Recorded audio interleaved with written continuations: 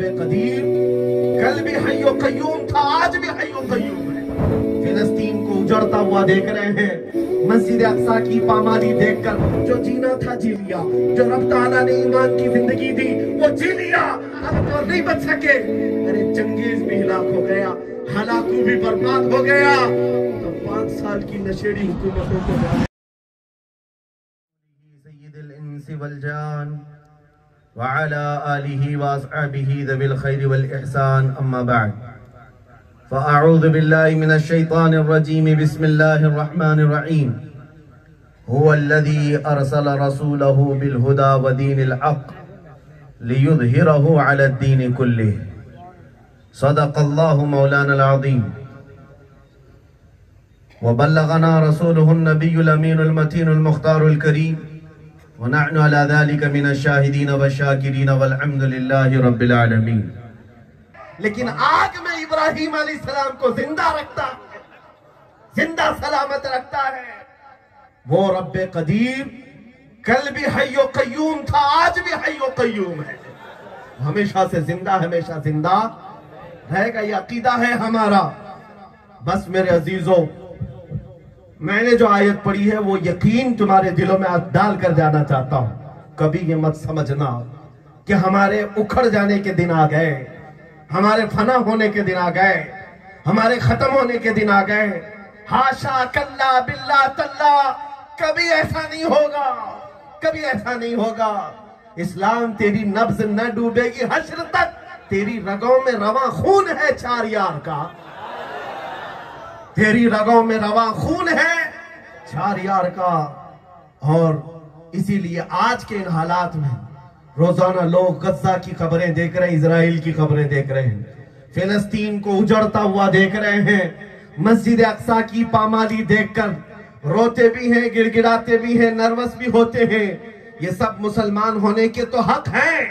ईमान जिसके पास है उसका दिल तो कर्ब से आज कराह तो रहा है, लेकिन साथ में मैं आपको ये कहूंगा, कराहना अपनी जगह पर, दर्द अपनी जगह पर, मौला से मांगना अपनी जगह पर, लेकिन खबरदार खबरदार, कभी उसकी रहमत से एक आना भी ना उम्मीद ना होना कि अल्लाह की मदद अब नहीं आने वाली है, अब सब उजड़ जाने वाला है, अब सब खत्म होने वाला है। ऐसा नहीं है। एक तिनके से भी मौला पूरा महल खड़ा कर देता है अगर वो हिफाजत करने पर आए। मैं आपको बताता हूँ, बगदाद को ततारियों ने तबाह कर दिया था, इंसानों की खोपड़ियों से, मुसलमानों की खोपड़ियों से मीनार बना दिए थे।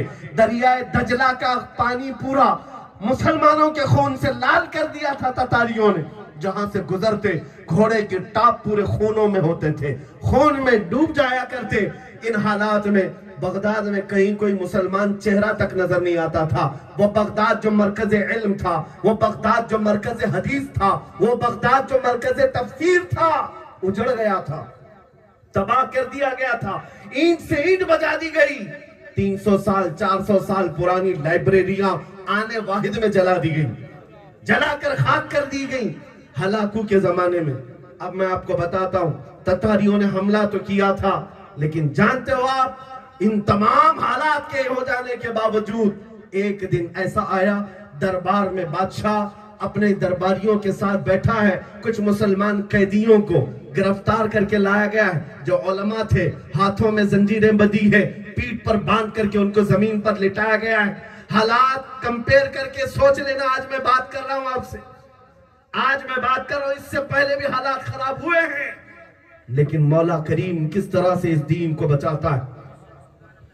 वो सारे दरबारियों मजाक उड़ा रहे हैं उलमा का, इनका कोई पुरसाने हाल नहीं, इनको कोई बचाने वाला नहीं, इनकी हथकड़ियां बंधी हुई पीठ पर। लेकिन तुरफा उस पर ये मजीद तमाशा ये कि उस दरबार के गवर्नर ने, बादशाह ने एक जरखरीद ईसाई को खरीद करके लाया गया था, पैसे दे करके, नजराने की लालच दे करके कि आना दरबार में, मुसलमान कैदी हैं, इनके सामने इनके रसूल को गालियां देना, इनके रसूल को खूब गालियां बकना। अल्लामा इब्ने हजर अस्कलानी ने लिखा है इस बात को, फरमाते हैं बादशाह के हुक्म पर दरबार में आकर के वो ईसाई पादरी हुजूर पाक सल्लल्लाहु अलैहि वसल्लम का नाम लेता, मजाक उड़ाता, गालियां देता। मुसलमान जो कैदी थे करते क्या करते, हथकड़ियां लगी हैं, कैद में है। दिल तो जलता है जब नबी पाक की शान में कोई गाली देता है, दिल कराहता है। लेकिन मेरे अजीजों, जब दिल की कराह बढ़ जाती है तो होता क्या है? सुनो, बादशाह ने अपना कुत्ता पाल रखा था। उस कुत्ते को तो सोने की जंजीर से बांधा जाता था। महंगा कुत्ता, बादशाह का कुत्ता, जाहिर सी बात है लोग उसकी इज्जत भी करते थे। बंधा हुआ कुत्ता था, भौंकने लग गया ईसाई पादरी के ऊपर। ईसाई पादरी खामोश हो गया। थोड़ी देर के बाद फिर गाली गलौज कर रहा था, कुत्ता फिर भौंकने लगा, ये फिर खामोश हुआ। दो तीन बार इस तरह हुआ। ईसाई पादरी को लोगों ने कहा कि तेरे बयान करने पर कुत्ता भौंक क्यों रहा? बादशाह का कुत्ता है, हर किसी पे भौंकता नहीं है। उस पादरी ने कहा ये जानवर, इसे क्या समझ में आ रहा है मैं क्या कह रहा हूं? ये क्यों मुझ पर भौंकेगा?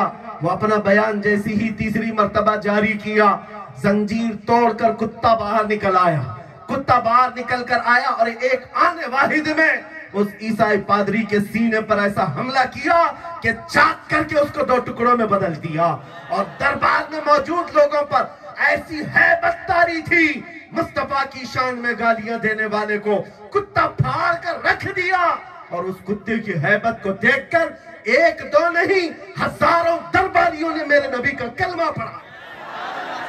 नारे तकबीर, नारे रिसालत, अज़मत मुस्तफा, अज़मत इस्लाम, नारे तकबीर, नारे रिसालत। रब तबारक व तआला अगर अपने दीन की हिफाजत करना चाहे तो वो कुत्तों से भी करेगा। मेरे अजीजों, दुनिया आज ताकत के नशे में चूर होकर ये फैसले कर बैठती है कि हम सब तबाह कर लेंगे। लेकिन साथ में मैं एक बात आपको बताऊंगा, तुम नर्वस ना होना, मायूस ना होना। चाहे तुम्हारे हालात जैसे भी सख्त आ जाएं, अपने ईमान पर कायम रहो, ईमान पर जमे रहो। कुरान कहता है इन्नल्लज़ीना क़ालू रब्बुना अल्लाहु सुम्मा इस्तक़ामू ततनज़्ज़लु अलैहिमुल मलाइका अल्ला तख़ाफू वला तहज़नू। अल्लाह फरमाता बेशक वो लोग जिन्होंने ये कहा हमारा रब अल्लाह है। आप लोगों ने कहा है कि नहीं कहा है? सबका अकीदा है हमारा रब, हमारा रब। कुरान कहता है सुम्मा इस्तक़ामू, फिर उस पर जमे रह गए, फिर उस पर डटे रह गए। क्या होता है उनके साथ? रब फरमाता है ततनज़्ज़लु अलैहिमुल मलाइका, अल्लाह उन पर फरिश्तों को उतारता है। फरिश्ते उतारे जाते हैं। वो क्या कहते हैं फरिश्ते? अल्लाह तख़ाफू वला तहज़नू, घबराओ मत, डरो मत। अल्लाह ने जिस जन्नत का तुम्हें वादा किया है वो अनकरीब तुम्हें दी जाएगी। ये ईमान वालों के लिए है। फरिश्ते उतारे जाते हैं। अजीजा ने गिराम वक़ार, बाज पाखंडी अब फिर से बाहर निकल आएंगे इस्लाम का मजाक उड़ाने के लिए। दीन इस्लाम के इन हालात को देखकर उनके दिलों के अंदर अब सांप लौट रहा होगा। खुशियों के और जश्न मनाने के कीड़े काट रहे होंगे कि जब गजा में निहत्थे बच्चे मारे जा रहे हो, वहां की औरतों के आंचल छीने जा रहे हो, वहां के घर आग में बदल दिए जा रहे हो, राख के ढेर में बदल दिया गया हो। ये दुनिया गूंगी दुनिया, ये चापलूस किस्म के मीडिया दज्जाल जिन्होंने पूरी हकीकत को बातिल बना दिया और बातिल को हकीकत बनाकर आज लोगों में प्रचार कर रहे हैं। छोटे से टुकड़े के लिए लड़ने वाले आतंकवादी हो गए और बड़ा बड़ा पेट्रोल मिसाइल रखने वाला अपने डिफेंस की लड़ाई लड़ रहा है, अपने डिफेंस की लड़ाई लड़ रहा है। तुम आज कान खोल करके सुनो मेरे अजीजों, आंख फाड़ फाड़ करके देखो। दुनिया दज्जाल के इंतजार में ये मैदान सजा रही, क्योंकि फरमाया गया दज्जाल के आने से पहले ये हालात पैदा किए जाएंगे, हक को बातिल बनाकर और बातिल को हक बनाकर लोगों के सामने पेश किया जाएगा। लोग उसको मानने भी लग जाएंगे। खबरदार मोमिनो, तुम कभी इन झूठों पर यकीन न करना, कभी यकीन न करना। इनकी हिम्मत नहीं है, ना ये कभी रशिया को टेररिस्ट कह सकते हैं, ना यूक्रेन को टेररिस्ट कह सकते हैं। वहां तो वार कहेंगे, जंग कहेंगे, बैटल कहेंगे, लेकिन यहाँ चंद मुट्ठी भर मुसलमानों को मारते हैं और उन्हें शहीद कर दिया जाता है तो दुनिया इसको अलग रंग से कहती है। वो अपने डिफेंस में लड़ रहे हैं, अपने डिफेंस में लड़ रहे हैं। कितना डिफेंस में? कितने घरों को तबाह कर दिया गया। मेरे अजीजों, ये सब हालात अपनी जगह पर, मगर मैं आपसे कहता हूं, न घबराओ मुसलमानों, अभी खुदा की शान बाकी है, अभी इस्लाम जिंदा है, कुरान बाकी है। ये ना समझ काफिर रोज क्यों उलझते हैं, अभी करबला का आखिरी मैदान बाकी है।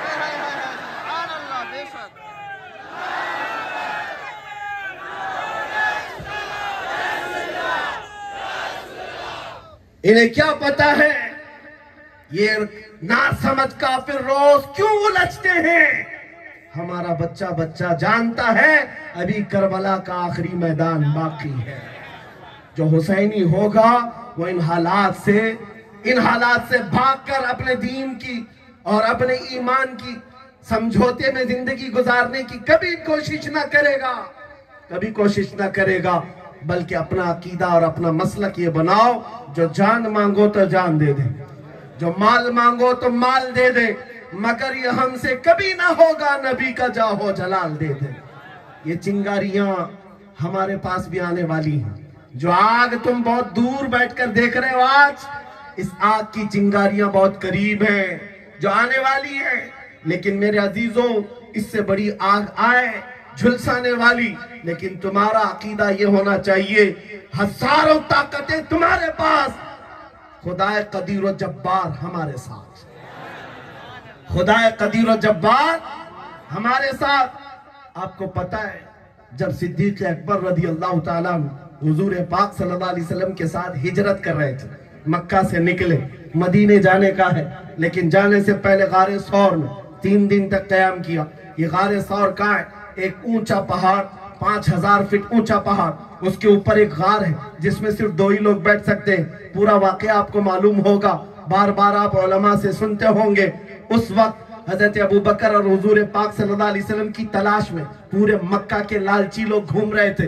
ऐलान हो चुका था, जो इन 2 लोगों को ढूंढ कर लाएगा उसे 100 ऊंट इनाम में दिए जाएंगे। 100 ऊंट का मतलब 100 कारें इस जमाने की, जिसको भी मिल जाए, बड़ा मालदार आदमी। 100 ऊंट के लालच में लोग दर दर घूम रहे थे, यहाँ तक के कुफ्फारे मक्का कदमों के निशान देखते देखते गारे सौर के करीब भी आ गए, पहाड़ पर भी चढ़ गए। हजरत अबू बकर कहते हैं, इतना करीब वो आ गए कि अगर वो एड़ियों को उठाते तो हम उन्हें नजर आ जाते। वहां तक पहुंच गए थे, गार तक। हजरत अबू बकर सिद्दीक हुजूर के साथ गार में तन्हा है। और मेरे अजीजों, ये सिर्फ किताबों का नहीं, कुरान का वाक़या है। 10वें पारे में रब ताला फरमाता है, इज़ा खरजहु अल्लज़ीना कफ़रू थानिया इत्नैनि इज़ हुमा फ़िल गार इज़ यक़ूलु लिसाहिबिही ला तहज़न इन्नल्लाहा मअना।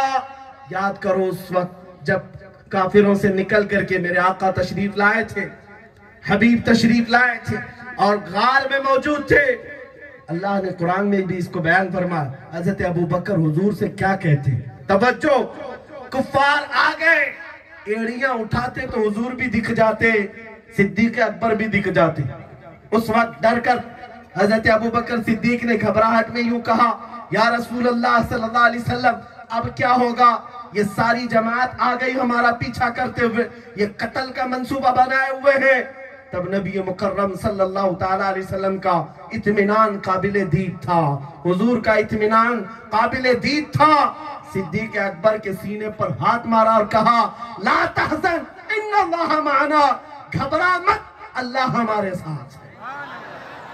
ये जुमला इतना पावरफुल है, इतना पावरफुल है। आज भी मेरे अजीजों, बड़ी बड़ी मुसीबतों से निकालने के लिए इतना जुमला काफी, इतना जुमला काफी है। घबरा मत, ला तहज़न इन्नल्लाह माना, बेशक अल्लाह हमारे साथ है, अल्लाह हमारे साथ है।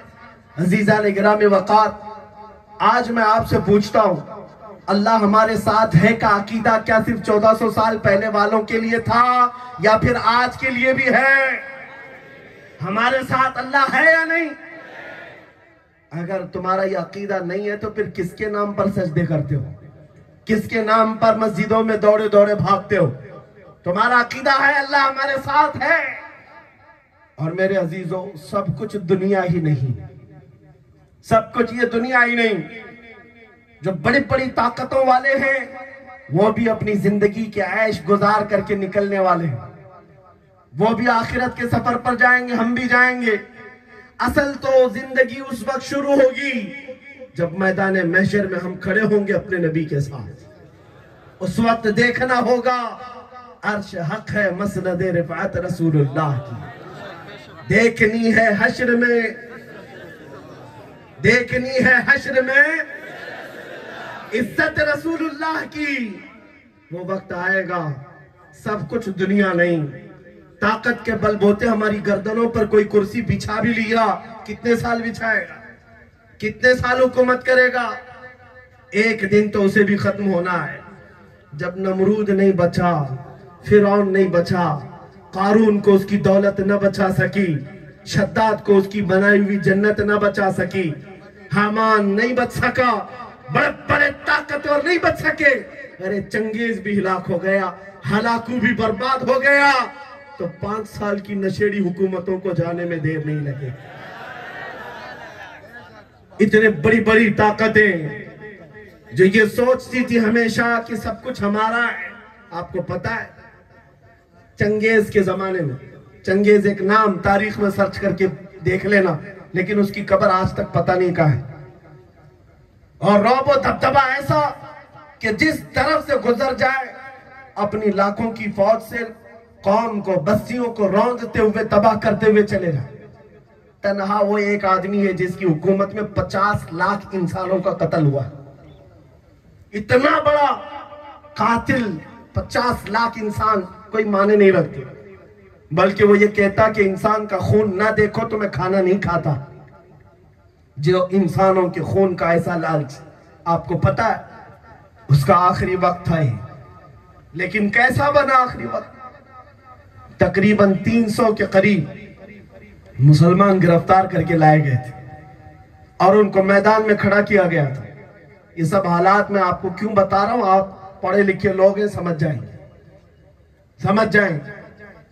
सफों में खड़ा कर दिया गया था, 3 सफे लगी थी और ये घोड़े पर बैठकर मंजर देख रहा था। जल्लाद को बुलाया गया, ये घोड़े पर बैठ करके खिलौने से खेलता था चंगेज, और जल्लाद को खड़ा किया गया, कहा गया पहली सफ से गर्दनें उड़ाना शुरू कर दो, गर्दनें पहली सफ से उड़ाना शुरू करो।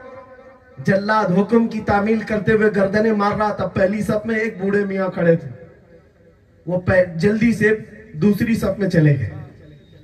जो पहली सफ में खड़े थे कट रहे थे, दूसरी सफ में खड़े हो गए। किसी ने कुछ नहीं कहा, चंगेज देख रहा था। पहली सफ पूरी कट गई, सब कत्ल हो गए। दूसरी सफ को काटने का हुक्म दिया चंगेज ने। जब जल्लाद दूसरी सफ के कत्ल करना शुरू किया, वह बूढ़े मियां दौड़कर तीसरी सफ में चले गए। थी तो तीसरी लास्ट, दूसरी सफ की गर्दनें पूरी काट दी गई, बची आखिरी सफ। चंगेज अपने खिलौने से खेलते हुए, हंसते हुए उस बूढ़े मियां से कहने लगा, मियां पहली से दूसरी में आ गए, दूसरी से तीसरी में, अब कौन बचाएगा? बूढ़े मियां ने कहा, अब भी अल्लाह है, अब भी अल्लाह है। ये नहीं है कि पीछे मेरी कोई सफ नहीं है तो खुदा भी नहीं है, खुदा है। बूढ़े मियां ने इतने गरज करके कहा था, तीसरी सफ को अभी कत्ल करने का ऑर्डर दिया नहीं गया था। अचानक चंगेज के हाथ से खिलौना गिर गया। घोड़े पर बैठा हुआ जीन कसीब भी है, खिलौना उठाने के लिए नीचे झुका, घोड़ा बिदक गया, सरकश हो गया, और घोड़ा इसी तरह लेकर चंगेज को दौड़ता रहा, दौड़ता रहा। उसको संभलने का मौका नहीं मिला। घोड़ा इतना दौड़ता था कि इस बादशाह का सर पत्थरों से टकराता चला जाता, और सारी फौज जो पीछे खड़ी थी, जल्लाद समेत, अपने बादशाह को बचाने के लिए, घोड़े को पकड़ने के लिए दौड़ते रहे। घोड़ा किसी के हाथ नहीं आ रहा है, दौड़ता दौड़ता टकराता, कई जगह से गुजरता हुआ एक दीवार के पास जाकर जब रुका, उस वक्त रुका घोड़ा जबकि बादशाह का सर फटकर भेजा बाहर आ चुका था, भेजा बाहर आ चुका था। और उस वक्त सारे लोग अचानक एक मातम में थे। बादशाह का सर फट गया। चंगेज जैसा सबसे बड़ा बर्बर जालिम हुक्मरान दुनिया से जा रहा है, कोहराम मचाता। सारे लोग उसको देखने में मसरूफ थे। बूढ़े मियां जो तीसरी सफ में थे अपने हाथों को उठाते हुए कहते हैं, मौला तू सच फरमाया, जब बंदा दिल से मुझे पुकारे मैं उसके साथ